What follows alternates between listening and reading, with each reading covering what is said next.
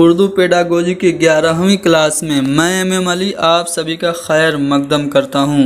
CTET के syllabus के मुताबिक दूसरा topic principles and methods of language teaching यानी तदरीस ज़बान के उसूल तरीके को डिस्कस किया जा रहा है। इससे मुताल्लिक कुछ अहम जानकारियाँ और 17 मारूजी सवालात डिस्कस किए जा चुके हैं। आज हम लोग सवाल नंबर 18 से शुरू करेंगे। शुरू करने से पहले आप लोगों से रिक्वेस्ट है कि हमारे चैनल हैदरी स्टडी पॉइंट को ज़रूर सब्सक्राइब करें, वीडियो को लाइक करें, ज़्यादा से ज़्यादा शेयर करें और कमेंट करके अपनी राय ज़रूर दें। चलिए शुरू करते हैं। आज का हमारा जो पहला सवाल है और चैप्टर का 18वां सवाल है, उसमें यह पूछा जा रहा है कि मिंदरजा झेल में से कौन क्लास में ज़्यादा भीड़ से बेहतर तौर पर निपटने के लिए सबसे कम कारगर हिकमत अमली हो सकती है। क्लासरूम में बहुत ज़्यादा बच्चे हैं तो इसको कंट्रोल करने के लिए कौन सी जो चारों में एक्टिविटी है या स्ट्रेटजी है जो सबसे कम असरअंदाज होगी, जो सबसे कम कारगर होगी। अब देखिए क्लासरूम में भीड़ ज़्यादा है, आपको उससे निपटना है तो आप क्या नहीं करेंगे, कौन सी हिकमत अमली, कौन सी स्ट्रेटजी सबसे कम कारगर होगी। पहला है तलबा से अपने असबाक अज खुद पढ़ने के लिए कहना, भीड़ ज़्यादा है बच्चों अपने सबक को खुद से ही पढ़ो। सूदमंद और मुनासिब काम देना यानी कि कोई ऐसा काम देना जो बच्चों को फ़ायदा दे और मुनासिब हो। आमोजिश के मुख्तलिफ़ तरीक़ों का इस्तेमाल करना, भीड़ बहुत ज़्यादा है, आप लर्निंग के वेरियस मेथड का यूज़ कर रहे हैं, क्या ये सही है? या फिर ग्रुप में या दो दो के जोड़े में काम करने के लिए कहना, यानी कि बच्चों को ग्रुप बना देना कि आप ग्रुप में ये टॉपिक लो, इस पे डिस्कशन करो, इस पे काम करो। तो आप क्या नहीं करेंगे? अगर ज़्यादा भीड़ भाड़ वाली क्लासरूम है और इससे निपटना है तो कौन सी इन चारों में हिकमत अमली सबसे कम कारगर होगी? तो एक तो भीड़ ज़्यादा है और भीड़ ज़्यादा है तो आप आमोजिश के मुख्तलिफ़ तरीक़ों का इस्तेमाल नहीं करेंगे, यानी कि यहाँ पे जो सी वाला ऑप्शन है ना वो कम कारगर हिकमत अमली है। यानी कि एक तो भीड़ ज़्यादा है और आप एक से ज़्यादा सीखने के तरीके बच्चों को बता रहे हैं जिससे बच्चे आपस में कंफ्यूज हो जाएंगे। तो यहाँ पे सी वाला हमारा सही जवाब होगा। अगला सवाल कि ज़बान की मुअस्सिर आमोजिश में दर्ज झेल में से कौन तलबा के लिए मुआविन होगा, यानी कि लैंग्वेज लर्निंग को इफ़ेक्टिव बनाने के लिए स्टूडेंट के लिए चारों में से कौन ज़्यादा हेल्पफुल होगा। इनफरादी काम यानी कि इंडिविजुअल वर्क, इनफरादी तौर पर लिखना यानी कि इंडिविजुअली राइटिंग करना, या फिर अक्सर व बेशतर टेस्ट लेना यानी कि हमेशा टेस्ट लेते रहना, या फिर आमोजिश की इज्तिमाई सरगर्मियाँ। अब देखिए इन चारों में लैंग्वेज लर्निंग को इफ़ेक्टिव बनाने में सबसे ज़्यादा इम्पोर्टेंट जो होगा वो होगा आमोजिश की इज्तिमाई सरगर्मी, यानी कि लर्निंग के लिए ग्रुप में कोई एक्टिविटी कराएं तो ये लर्निंग के लिए सबसे ज़्यादा इफ़ेक्टिव और हेल्पफुल होगा। इसलिए डी वाला ऑप्शन हमारा सही हो गया। अगला सवाल ये कि ज़बान की क्लास में तलबा अगर ग्रुप में काम कर रहे हैं तो उन्हें नहीं करना चाहिए। बच्चे एक कक्षा में समूह में काम कर रहे हैं, ग्रुप में काम कर रहे हैं तो चारों में उन्हें क्या नहीं करना चाहिए? ज़्यादा बातचीत, एक दूसरे से सीखना, बेचैनी महसूस करना, अपने ख्यालातों अफकार पर तबादला ख्याल करना। देखिए जब आप ग्रुप में काम कर रहे हैं तो आपको ज़्यादा बातचीत करनी चाहिए, इससे एक दूसरे के ख्यालात पता चलेंगे, एक दूसरे से सीखना भी चाहिए और अपने आइडियाज़ और अपने व्यूज़ को दूसरों तक ट्रांसफ़र भी करना चाहिए, लेकिन बेचैनी महसूस नहीं करना चाहिए। इसलिए सी वाला ऑप्शन यहाँ पे सही हो जाएगा। अगला सवाल की ज़बान की तदरीस के तरीके में एक उस्ताद से तवक्का की जाती है कि, यानी कि लैंग्वेज टीचिंग के मेथड में आप एक टीचर से क्या एक्सपेक्ट करते हैं, आपकी उससे आशा क्या है।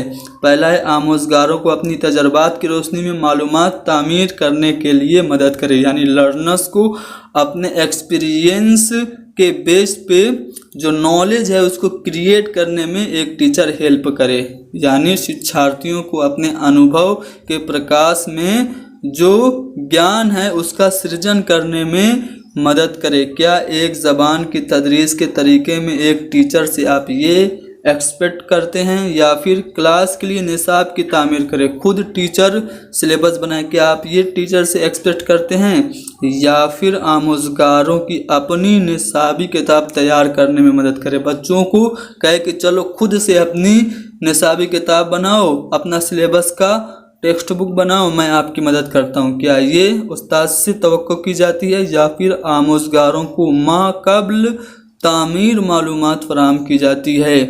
तो अगर ज़बान की तदरीस के तरीक़ों में एक उस्ताद की बात की जाए तो उससे हम यही तवक्को करते हैं कि आमोज़गार की अपनी तजर्बात की रोशनी में शिक्षार्थियों की उनके ज्ञान के प्रकाश में मालूमात तामीर करने में, यानी कि ज्ञान के सृजन करने में, जिसको नॉलेज क्रिएशन कहते हैं, उसमें मदद करे। टीचर से तवक्को क्या की जाती है लैंग्वेज टीचिंग में कि वो बच्चों को अपने अनुभव में मालूमात को तामीर करने में टीचर मदद करे। तो यहाँ पे ए वाला ऑप्शन सही है। अगला सवाल कि क्लासरूम में ज़बान से मालामाल यानी कि समृद्ध भाषिक वातावरण जो है, रिच लिंग्विस्टिक एटमॉस्फेयर जिसे कहते हैं, उसको फ़रोग देने के लिए उस्ताद को क्या करना चाहिए। रिच लिंग्विस्टिक एटमॉस्फेयर जानते हैं क्या होता है? जहाँ पे ज़बान बोलने, इस्तेमाल करने और बरतने का ज़्यादा से ज़्यादा मौका हो, उसी को रिच लिंग्विस्टिक एटमॉस्फेयर यानी कि समृद्ध भाषी वातावरण या फिर खुशहाल लिसानी माहौल कहते हैं। तो यहाँ पे आपको बताया जा रहा है, पूछा यह जा रहा है कि रिच लिंग्विस्टिक एटमॉस्फेयर को डेवलप करने के लिए एक टीचर को क्या करना चाहिए। वालिदैन से अपने बच्चों की देखभाल करने के लिए कहना चाहिए। हर बच्चे के लिए यकसा हदफ यानी कि इवन और इक्वल टारगेट सेट करना चाहिए, या फिर बच्चों को क्लास में अपने तजर्बात साझा करने की इजाज़त देनी चाहिए, या फिर बच्चों के बोलने के वक्त में ज़्यादा से ज़्यादा इजाफा करना चाहिए।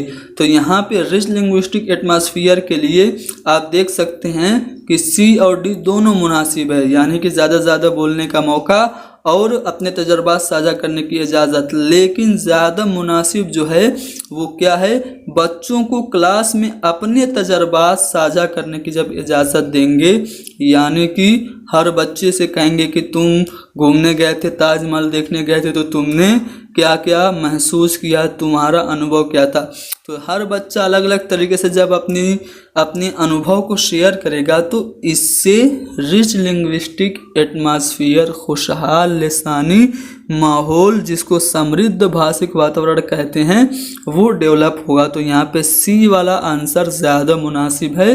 ठीक है, डी वाला भी कुछ हद तक हो सकता है, लेकिन चारों में जो सबसे बेस्ट है वो सी है।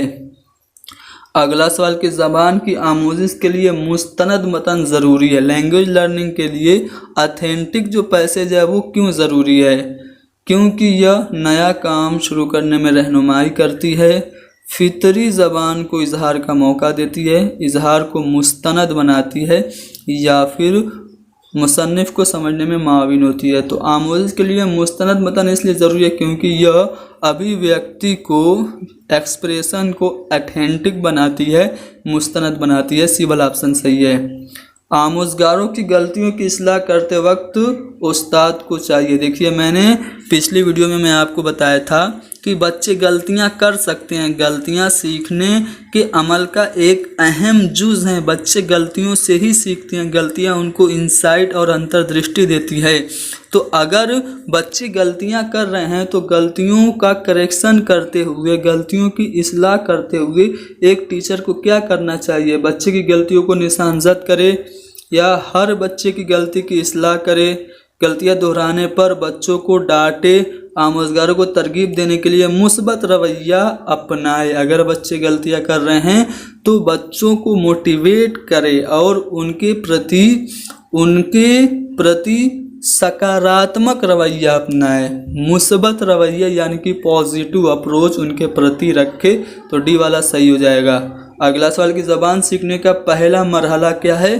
तो मानी और साख्त दोनों एक साथ ये ज़बान सीखने का पहला मरहला है। दर्ज झेल में से कौन सा बयान दुरुस्त नहीं है? यहाँ पे चारों बयान को बड़े ध्यान से पढ़ना है। पहला है आमोज़गारों को ज़बान की आमोज़िश के लिए कवायद की आमोज़िश करनी पड़ती है। लैंग्वेज लर्निंग के लिए ग्रामर लर्निंग ज़रूरी है। मादरी ज़बान जब आप पढ़ते हैं तो क्या आप मादरी ज़बान जब आप सीख जाते हैं तो क्या उसका ग्रामर भी आप अलग से सीखते हैं? नहीं ना। तो चलिए इस पे बाद में डिस्कशन करेंगे, सही है कि गलत। अगला ऑप्शन पढ़ लेते हैं। ज़बान की आमोजिश ही मवाद की आमोजिश है।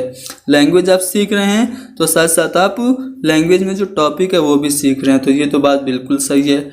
आमोजगार दूसरे मज़ामीन की आमोजिश के दौरान ज़बान की आमोजिश करता है। क्या ये बात सही है? जैसे आप सोशल साइंस या साइंस पढ़ रहे हैं तो किसी न किसी ज़बान में ही तो पढ़ रहे हैं, या हिंदी में पढ़ रहे हैं, अंग्रेज़ी में पढ़ रहे हैं, या फिर उर्दू में पढ़ रहे हैं। कोई भी डिफिनीसन, जैसे न्यूटन के लॉ की डिफिनीसन जब दी जाती है तो वो किसी ज़बान में ही न दी जाती है कि प्रत्येक क्रिया के समान और विपरीत दिशा में प्रतिक्रिया होती है। Every action has an opposite reaction. तो ये लैंग्वेज का भी इसमें इस्तेमाल हो रहा है, और साथ ही साथ आप साइंस के रूल्स और फार्मूले और डिफिनीशंस भी याद कर रहे हैं। तो इसका मतलब यह है कि दूसरे मज़ामीन की आमोजिश के दौरान ज़बान की आमोजिश होती है। ये बात सही है। आमोजगार ज़बान के तवस्सुत से ही लैंग्वेज के ही ज़रिए मवाद की आमोजिश करता है। ये बात भी सही है, लेकिन ज़रूरी नहीं है कि बच्चा ज़बान तभी सीखे जब उसका ग्रामर सीखे। तो इसलिए ए वाला जो ऑप्शन है वो यहाँ पे दुरुस्त नहीं है, तो हमारा जवाब होगा पहला ऑप्शन। अगला सवाल कि 10 जैल तरीक़ों में से किस में मादरी ज़बान की मुदाखलत की इजाज़त नहीं है? इस क्वेश्चन को मैंने कम्युनिटी टैब पे शेयर किया था। कौन सा ऐसा मेथड है लैंग्वेज टीचिंग का जिसमें हम लोग डायरेक्ट सेकेंड लैंग्वेज या टारगेट लैंग्वेज में ही बच्चों को पढ़ाते हैं? हम अपनी फर्स्ट लैंग्वेज या मदर टंग का यूज़ नहीं करते, मातृभाषा का प्रयोग नहीं करते। तो हम वो जो तरीका है वो है रास्त का तरीका, जिसको प्रत्यक्ष विधि कहते हैं, डायरेक्ट मेथड कहते हैं। डायरेक्ट मेथड में हम डायरेक्ट टारगेट लैंग्वेज में ही बच्चों को पढ़ा देते हैं, मादरी ज़बान का उसमें इस्तेमाल नहीं करते हैं। अगला सवाल यह है कि ज़बान की क्लास में बामानी सूरत हाल पैदा की जा सकती है। मीनिंगफुल सिचुएशन आप कैसे पैदा करेंगे? चेहरे के तासुरात से। जब आप बात कर रहे हैं, खुशी वाली बात है तो आप हंस रहे हैं, ठीक है। दुख वाली बात है तो चेहरा उदास करके बच्चों को बता रहे हैं। ड्रामा निगारी कर रहे हैं, अमल कर रहे हैं। तो इन सभी के ज़रिए क्लासरूम में बामानी सूरत हाल, मीनिंगफुल सिचुएशन बनाई जा सकती है। अगला सवाल कि आजकल मुअल्लिम बहैसियत माना जाता है। मुअल्लिम की हैसियत आजकल क्या है? दोस्त की, सहूलत कार की, रहनुमा की, या फिर मज़कूरा बाला तमाम? देखिए आप सभी लोगों के जहन में जा रहा होगा मज़कूरा बाला तमाम नहीं। आजकल प्रेजेंट टाइम में चाइल्ड सेंटर्ड एजुकेशन के अंदर बात करें तो टीचर जो होता है वो फैसिलेटर का काम करता है, सुगमकर्ता का काम करता है। उसका काम बस होता है चीज़ों को आसान बनाना, बच्चे खुद से उसको सीख लें। तो यहाँ पे बी वाला ऑप्शन सही है। एक अच्छा मुअल्लिम वो है जो, एक अच्छा टीचर क्या है, कौन है? जो सीखने के भरपूर मौके दे, कारगर मवाद यानी कि जो अच्छे अच्छे टॉपिक हैं, नोट्स हैं, वो इकट्ठा कर दे, उसूल व नज़रियात की वजाहत करे यानी जो कंसेप्ट हैं, जो रूल्स हैं, जो थ्योरीज हैं उनको एक्सप्लेन कर दे, या फिर तलबा को छपे हुए नोट्स फराहम कर दे। तो क्या सिर्फ छपे हुए नोट्स टीचर फराहम कर दे तो वो एक अच्छा टीचर है, या फिर सिर्फ थ्योरीज को एक्सप्लेन कर दे तो वो अच्छा टीचर है, या फिर कारगर मवाद फराहम कर दे तो वो अच्छा टीचर है? जी नहीं दोस्तों, अच्छा टीचर बनने के लिए ज़रूरी ये है कि आप बच्चों को सीखने का ज़्यादा से ज़्यादा मौका दें। आप एक ऐसी सिचुएशन पैदा कर दें जिसमें बच्चे खुद से सीखने के लिए प्रेरित और मोटिवेट हों। तो जो सीखने के भरपूर मौके देता है वही एक अच्छा मुअल्लिम होता है। अगला सवाल जो है बहुत अच्छा सवाल है, ध्यान से देखिएगा।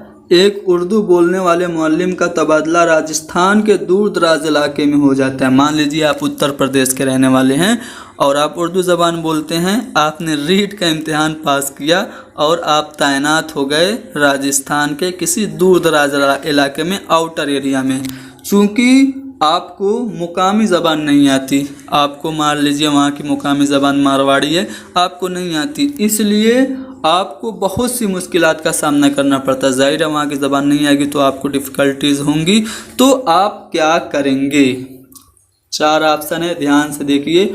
आप खुद को एज ए टीचर जो कि रीट पास कर चुका है और राजस्थान में ज्वाइन हो चुका है, उसके तौर पर आपको सोचना है और बताना है। पहला ऑप्शन है उर्दू इलाके में तबादले की कोशिश करें। आपको वहाँ की मुकामी ज़बान नहीं आती तो आप उर्दू इलाके में, जैसे अजमेर वगैरह में बोली जाती है उर्दू, तो वहाँ पे आप ट्रांसफ़र होने की कोशिश करें। या फिर तलबा को मेयारी ज़बान यानी स्टैंडर्ड लैंग्वेज सिखाने के लिए निसाबी किताब पर मरकूज़ हो जाएं। जहाँ कहीं पे भी आपको निसाबी किताब पे मरकूज़ होने की बात कही जाए वो ऑप्शन हमेशा निगेटिव होता है।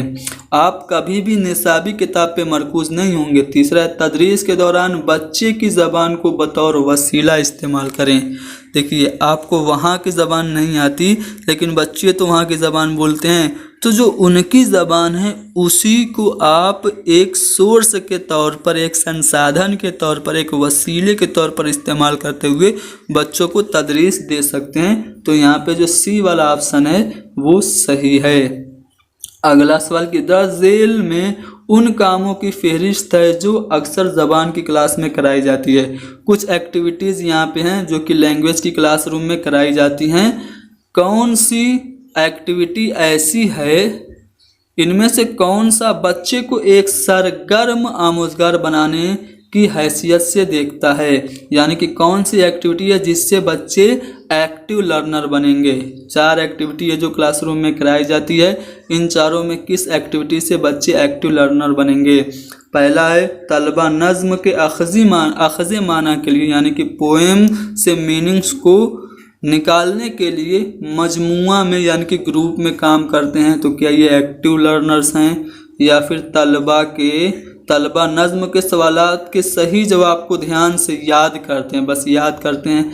या फिर तलबा नज़्म के आखिर में दिए गए सवालात के जवाबात लिखते हैं, तो क्या ये एक्टिव लर्नर हैं। या फिर तलबा ध्यान से तख्ते स्याह से, ब्लैक बोर्ड से जवाब को नोट करते हैं। देखिए, एक्टिव लर्नर कब होंगे बच्चे, जब कोई भी नज़्म है और नज़्म से मीनिंग निकालते हैं और ग्रुप में काम करते हैं कि इसकी मीनिंग क्या हो सकती है, क्या ये हो सकती है, यहाँ पे इस तरह से ये लफ्ज़ इस्तेमाल हुआ है। तो एक्टिव कौन से वाले ऑप्शन में हुए, तो यहाँ पे जो पहली सरगर्मी है नज़्म के मानी अक्ज़ करना और मजमुआ में काम करना, इसमें बच्चा एक सरगर्म आमोजगार की हैसियत रखता है, एक्टिव लर्नर होता है। तो यहाँ पे पहला वाला ऑप्शन सही है। अगला सवाल कि एक सहूलतकार के तौर पर ज़बान के मुअल्लिम की अहम जिम्मेदारी क्या है। मैंने बताया था ना पीछे कि टीचर जो होता है वो फैसिलिटेटर होता है, यानी कि सुगम करता होता है। तो सुगम करता होने के नाते एक शिक्षक की जिम्मेदारी क्या है। ऑप्शन ध्यान से पढ़िए। तलबा के लिए ज़बान के बामानी इस्तेमाल के मौके पैदा करना, यानी कि बच्चों के लिए ऐसी एटमॉस्फेयर को तैयार करना जहाँ पे वो मीनिंगफुल लैंग्वेज को यूज़ कर सकें। दूसरा है बड़ी मिकदार में मवाद फराहम करना और तलबा को सुनने के लिए तैयार करना। या फिर सख्ती से क्लासरूम को कंट्रोल करना और वक्त पर निसाब पूरा करना, यानी कि सख्त नज़्म ज़ब्त बनाए रखना।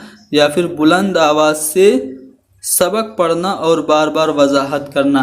अब देखिए, सहूलतकार के तौर पर आप एज ए टीचर एक फैसिलिटेटर है, तो आप क्या करेंगे, एक आप एटमॉस्फेयर पैदा कर देंगे जहाँ पे बच्चे ज़बान का बामानी इस्तेमाल करें। ठीक है। बड़ी मिकदार में, यहाँ पे देखिए बाकी ऑप्शन गलत क्यों हैं। बड़ी मिकदार में मवाद फराहम करना, सिर्फ आप नोट्स इकट्ठा कर देंगे तो क्या आप फैसिलिटेटर के काम करेंगे, नहीं। सख्ती जहाँ पे भी आ जाए, सख्त नज़्म ज़ब्त आ जाए, वो ऑप्शन हमेशा गलत होता है। ठीक है। बार बार ही आप वजाहत कर रहे हैं, बुलंद आवाज़ से सबक पढ़ रहे हैं और हर बार वजाहत कर रहे हैं, तो ये भी आप सहूलत नहीं बच्चों को दे रहे हैं। एक सहूलत के तौर पर आप क्या करेंगे, सहूलत रेसा के तौर पर आप बच्चों को बामानी ज़बान के इस्तेमाल का मौका देंगे। तो पहला वाला ऑप्शन सही है। चलिए अगला सवाल कि निसाबी किताब में ड्रामे का लुत्फ़ बच्चे तब लेंगे जब, निसाबी किताब टेक्स्ट बुक में पाठ्य पुस्तक में कोई ड्रामा है तो उसका मज़ा बच्चे कब लेंगे। मुअल्लिम पढ़ता है और बच्चे सुनते हैं, मुअल्लिम पढ़े और बच्चे सुनते, क्या उनको मज़ा आएगा। ड्रामा अमली तौर पर करें, यानी कि ड्रामे को एक्टिंग करके दिखाया जाए। या फिर मुअल्लिम ड्रामे से मुतल्लिक तफसीली जानकारी जमा करते हैं, यानी मान लीजिए कि आपका कोई ड्रामा है, जैसे कि कोई भी ड्रामा ले लीजिए, रोमियो जूलियट ले लीजिए शेक्सपियर का, उससे मुताल्लिक बहुत सारी जानकारी टीचर ने जमा कर ली, तो क्या इससे बच्चों को मज़ा आएगा, या फिर खामोशी से ड्रामा वो पढ़ते रहें, बच्चों को मज़ा आता रहेगा। देखिए रोमियो जूलियट का जो ड्रामा है, या फिर आपका मर्चेंट ऑफ वेनिस है, या फिर ओथेलो है, ये सभी जो ड्रामे हैं कब मज़ा इनका आएगा, जब इनको हम क्या करेंगे, स्टेज पे इनको हम एक्टिंग करके अमल करेंगे। तो ड्रामा अमली तौर पर जब होते हैं तब बच्चे मज़ा लेते हैं ड्रामे का।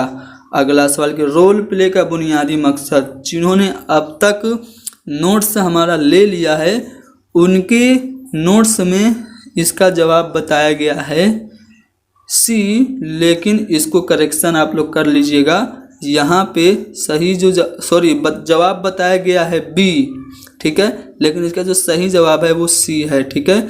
आप लोग करेक्शन कर लीजिएगा, इसको मैंने खुद करेक्ट कर लिया है। अब जो लोग नोट्स लेंगे उसमें ये सही आएगा। तो रोल प्ले का जो बुनियादी मकसद है तरसीली महारत को फ़रोग देना है। तरसीली महारत यानी कि डिलीवरी, डायलॉग डिलीवरी, जो अभिव्यक्ति की जो कौशल है, अभिव्यक्ति कौशल, उसको विकसित करना ही रोल प्ले का बुनियादी मकसद है। हालांकि मैंने नोट्स में पढ़ने की आदत को फ़रोग देना लिख दिया है, जो कि गलत है। सही जो जवाब है वो सी वाला ऑप्शन है, आप लोग करेक्ट कर लीजिएगा। तो दोस्तों यहाँ पे हम जो दूसरा चैप्टर है principles and methods of language teaching, उसको डिटेल से डिस्कस करने के बाद 35 सवालात हमने इससे डिस्कस कर लिए। इससे मुताल्लिक कुछ और भी सवालात हैं जिनको हम लोग अगले वीडियो में डिस्कस करेंगे। सीटेट उर्दू पेडागोजी का chapter wise complete notes plus मारूजी सवालात और सीटेट उर्दू का previous year question paper answer key के साथ हासिल करने के लिए हमें व्हाट्सअप करें 72 75 54 98 90 पर, ठीक है। आप हमें जब व्हाट्सअप करेंगे तो आपको एक सैंपल भेजा जाएगा जिसमें हमारे नोट्स की सारी डिटेल्स होंगी, और आपको वो नोट्स कैसे मिलेगा वो जानकारी भी आपको उस सैंपल में दी गई होगी। कॉल बिल्कुल नहीं करेंगे आप, बस व्हाट्सअप करेंगे, ठीक है। ओके, अल्लाह हाफिज़।